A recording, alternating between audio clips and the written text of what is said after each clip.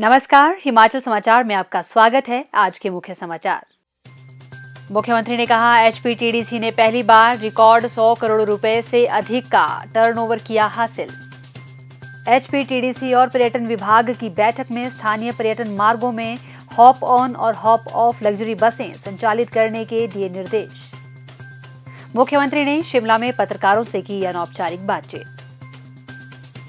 प्राकृतिक खेती में प्रदेश के लोग लिख रहे हैं सफलता की नई इबारत। दुर्गम पांगी क्षेत्र के 1434 किसान सफलतापूर्वक कर रहे प्राकृतिक खेती। और अब समाचार विस्तार से। वर्तमान प्रदेश सरकार के ठोस प्रयासों के परिणाम स्वरूप हिमाचल प्रदेश पर्यटन विकास निगम ने पहली बार 100 करोड़ रुपए से अधिक का ऐतिहासिक टर्नओवर हासिल कर मील पत्थर स्थापित किया है। यह बात मुख्यमंत्री ठाकुर सुखविंदर सिंह सुक्खू ने आज शिमला में एचपीटीडीसी और पर्यटन विभाग की बैठक की अध्यक्षता करते हुए कही। उन्होंने कहा कि पूर्व भाजपा सरकार के कार्यकाल के दौरान निगम के 78 करोड़ रुपए के वार्षिक लाभ की तुलना में वर्तमान प्रदेश सरकार ने प्राकृतिक आपदा जैसी चुनौतियों का सामना करने के बावजूद 107 करोड़ रुपए का टर्नओवर हासिल किया है। उन्होंने कहा कि निगम के होटलों और रेस्तरां के प्रभावी प्रबंधन, नियमित रखरखाव और परिसंपत्तियों के सर्वोत्तम उपयोग के परिणाम स्वरूप यह उपलब्धि हासिल हुई है। मुख्यमंत्री ने कहा कि एचपीटीडीसी द्वारा अर्जित लाभ के फलस्वरूप निगम ने पिछले 2.5 वर्ष के दौरान पेंशन भोगियों को 41 करोड़ रुपए जारी किए हैं, जबकि पूर्व भाजपा सरकार ने 5 वर्षों के दौरान केवल 26 करोड़ रुपए वितरित किए थे। उन्होंने अधिकारियों को निगम द्वारा प्रदान किए जाने वाली सेवाओं में और अधिक सुधार लाने तथा उपयोग में नहीं लाई जा रही निगम की संपत्तियों को संचालन व मुरम्मत आधार पर निजी क्षेत्र में लीज पर देने की संभावनाएं तलाशने के निर्देश दिए। उन्होंने एचपीटीडीसी और खाद्य एवं नागरिक आपूर्ति निगम के मध्य एचपीटीडीसी के होटलों में राशन तथा अन्य आवश्यक वस्तुओं की आपूर्ति के लिए हस्ताक्षरित हुए समझौता ज्ञापन की सराहना की। ठाकुर सुखविंदर सिंह सुक्खू ने पर्यटन विभाग की विभिन्न विकासात्मक परियोजनाओं की समीक्षा की और इन परियोजनाओं के कार्य में तेजी लाने के निर्देश दिए ताकि राज्य में आने वाले पर्यटकों को बेहतर सुविधाएं प्रदान की जा सकें और इससे राज्य के राजस्व में वृद्धि होगी। प्रदेश सरकार राज्य में पर्यटकों को आकर्षित करने के लिए 2415 करोड़ रुपए का निवेश कर रही है, जिससे बेहतर पर्यटन अधोसंरचना, वेसाइड एमिनिटीज और अन्य साहसिक गतिविधियों को बढ़ावा दिया जा रहा है। उन्होंने पर्यटन विभाग को स्थानीय लोगों को फूड वैन उपलब्ध करवाने और राज्य में स्थानीय पर्यटन मार्गों पर hop on hop off luxury bus सेवा शुरू करने के निर्देश दिए। मुख्यमंत्री ने विभाग को मंडी जिला में शिवधाम के निर्माण कार्य तथा पर्यटकों की सुविधा के लिए रेणुका झील क्षेत्र के सौंदर्यीकरण के कार्य को शीघ्र पूरा करने पर बल दिया। उन्होंने अधिकारियों को राज्य के विभिन्न पर्यटन क्षेत्रों के लिए हवाई संपर्क सुविधा के लिए हेलीपोर्ट का शीघ्र संचालन सुनिश्चित करने के निर्देश भी दिए। मुख्यमंत्री ने कांगड़ा, शिमला और भुंतर हवाई अड्डों की विस्तार परियोजनाओं की भी समीक्षा की ताकि राज्य में पर्यटकों को बेहतर हवाई परिवहन सुविधा उपलब्ध हो। मुख्यमंत्री ठाकुर सुखविंदर सिंह सुक्खू ने आज शिमला में पत्रकारों से अनौपचारिक बातचीत करते हुए कहा, कम्युनिकेशन के मामले में कैबिनेट सब कमेटी की बैठक हुई है और कैबिनेट सब कमेटी ने कुछ रिकमेंडेशंस की है और कम्युनिकेशन के मामले में उनका कहना है कि सरकारी कर्मचारी जो 40% हम उनको पेंशन एडवांस देते हैं उस पर भी हमें विचार करना चाहिए। तो मेरा मानना है कि मैं खुद सरकारी कर्मचारी का बेटा हूँ, मैं भी जानता हूँ कि कम्युनिकेशन के मामले में जैसे कि आज तकरीबन 1500 कर्मचारी रिटायर हो रहे हैं। फैसला के लिए मेरे पास फाइल आई थी, तो मैं भी सोचता हूं कि अभी इस पर मेरे को और विचार करने की ज़रूरत है और विचार करने के बाद फिर कैबिनेट में जाएंगे। लेकिन जो आज कर्मचारी हमारे रिटायर हो रहे हैं, हम चाहते हैं कि उनको पूरा कंपनसेशन मिले, क्योंकि कंपनसेशन एक इस प्रकार का धन है कि जब वो रिटायर होता है 30-35 साल के बाद सरकारी कर्मचारी या अधिकारी, तो उसने कुछ बचाया नहीं होता, तो अपने घर में जाकर उसका मकान बनाता है, बिल्डिंग बनाता है, उस पर पैसा खर्च करता है और उसके बाद वो अपना बुढ़ापा का जीवन यापन ठीक करता है। वित्तीय स्थिति ठीक नहीं है, लेकिन हमें सरकारी कर्मचारी और अधिकारियों की इस विषय पर विचार करने के लिए थोड़ा अभी समय चाहिए। लेकिन मैं कम्युनिकेशंस की जहाँ तक बात है, जो कैबिनेट सब कमेटी ने चर्चा की, उस पर आगे कैबिनेट में चर्चा की जाएगी। लेकिन आज जो भी रिटायर हो रहे हैं उनकी कम्युनिकेशन नहीं काटी जाएगी, उन्हें पूरी कम्युनिकेशन दी जाएगी और निश्चित तौर पर प्रदेश कैसे आगे बढ़े, इसमें कर्मचारियों के सहयोग से ही आगे बात की जाएगी। और जो भी कार्य किया जाएगा, जो भी हमारे कर्मचारी अधिकारी है, हमने तो उन्हें ओल्ड पेंशन स्कीम दी है, उनके लाभ हमने सुरक्षित भी रखने हैं। ऐसा नहीं है कि उनके लाभ सुरक्षित नहीं रखने, उनकी कम्युनिकेशंस को भी हमने सुरक्षित रखना है। लेकिन विचार विमर्श सभी कर्मचारी और पर होगा, तभी हम आगे बढ़ेंगे। इस दृष्टि से हमारा सोच बनती है। और मेरा ये मानना है कि अगर रिटायरमेंट की भी एज बढ़ानी पड़ेगी तो वो भी कैबिनेट में चर्चा होगी। कैबिनेट में चर्चा के बाद ही हम आगे इसमें बढ़ा जा सकता है, और किन परिस्थितियों में बढ़ानी आएगी उसकी पूरी प्रेजेंटेशन होगी।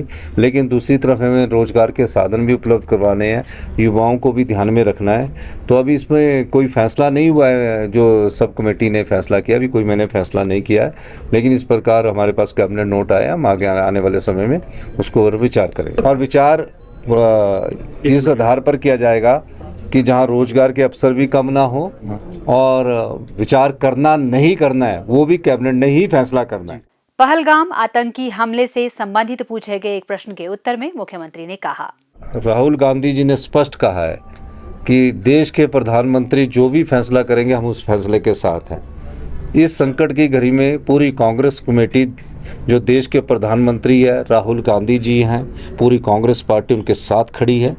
जो भी आतंकवाद से लड़ने की जरूरत इस देश के इस सरकार को पड़ेगी, हमारी सरकार, हमारे नेता राहुल गांधी जी चट्टान की तरफ खड़े हैं। और हम सब लोग इस समय जो पहलगाम में घटना हुई है उससे हमें उन परिवारों के प्रति भी संवेदनशीलता है। लेकिन मैं ये कहना चाहता हूँ कि देश के प्रधानमंत्री जो फैसला करेंगे, हमारी पूरी कांग्रेस पार्टी और हिमाचल प्रदेश की सरकार उनके साथ खड़ी है। प्रदेश में प्राकृतिक खेती परियोजना को मिशन मोड में बढ़ावा दिया जा रहा है। प्राकृतिक खेती पद्धति का मुख्य उद्देश्य खेती में आने वाली लागत को कम करना और अन्य संसाधनों पर निर्भरता कम करना है। हिमाचल की दूरदराज मनोरम पांगी घाटी के किसान प्राकृतिक खेती की सफल मिसाल पेश कर रहे हैं। पांगी क्षेत्र के 1434 किसान 400 हेक्टेयर क्षेत्र में सफलतापूर्वक प्राकृतिक खेती कर रहे हैं। करेल पंचायत के कवास गांव के श्री भगवान दास प्राकृतिक खेती मॉडल को अपनाकर 5 बीघा भूमि पर सेब का बागीचा तैयार कर रहे हैं। शिक्षा क्षेत्र से जुड़े हुए श्री भगवान दास का कहना है कि आत्मा परियोजना के अंतर्गत उन्होंने प्रशिक्षण शिविर में भाग लेने के उपरांत प्राकृतिक खेती पद्धति को अपनाने के बारे में सोचा। वर्तमान में वह 5 बीघा भूमि में प्राकृतिक खेती का मॉडल फार्म तैयार कर रहे हैं, जिसमें उन्हें प्रदेश सरकार के अधिकारियों का मार्गदर्शन मिल रहा है। उन्हें पौधों से संबंधित बीमारियों के लिए प्राकृतिक विधि द्वारा तैयार किए गए लेप, जीवामृत और अग्नि अस्त्र की भी जानकारी दी गई है। जब से हम नेचुरल फार्मिंग से जुड़े हैं तो बहुत बदलाव आया है। एक तो नेचुरल तरीके से हम सारे जो हमारी जो चीज़ें हैं वो हमारे घर में ही उपलब्ध है, क्योंकि हमने एक गाय भी पाल रखी है और घन अमृत के लिए जो है हमें गाय का गोबर भी उपलब्ध हो जाता है, गौमूत्र भी उपलब्ध हो जाता है। तो सबसे पहले हम जो है न्यूट्रेंट के रूप में घन जीवामृत जो है इसमें डालते हैं। उसके बाद जब हम कभी देखते हैं कि पत्तियां जो है उसमें थोड़ा सा फंगस लग रही है या कोई कीड़ा लग रहा है, तो उसके लिए हम जो है कानई अस्त्र मीन्स कि एक यहाँ अपना लोकल नीम की तरह एक प्लांट होता है, उसके पत्ते होते हैं और उसके पत्तों की हम चटनी बनाते हैं।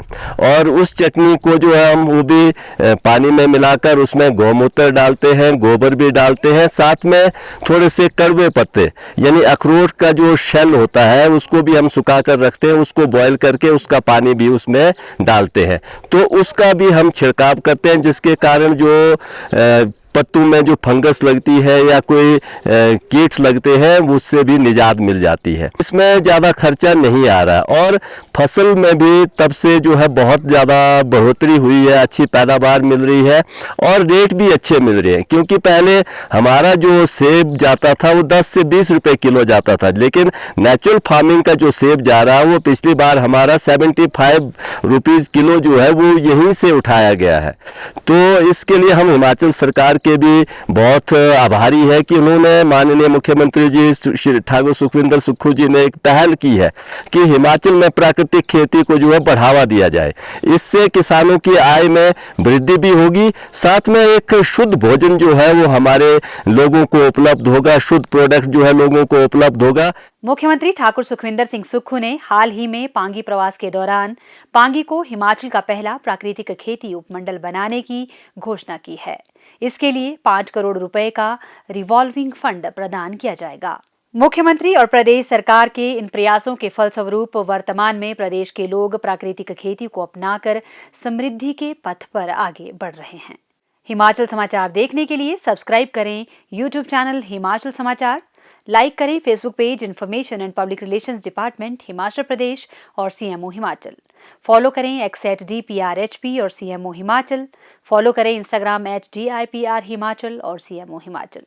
विजिट करें वेबसाइट www.himachalpr.gov.in। इस अंक में इतना ही। कल फिर होगी मुलाकात। दीजिए इजाजत। नमस्कार।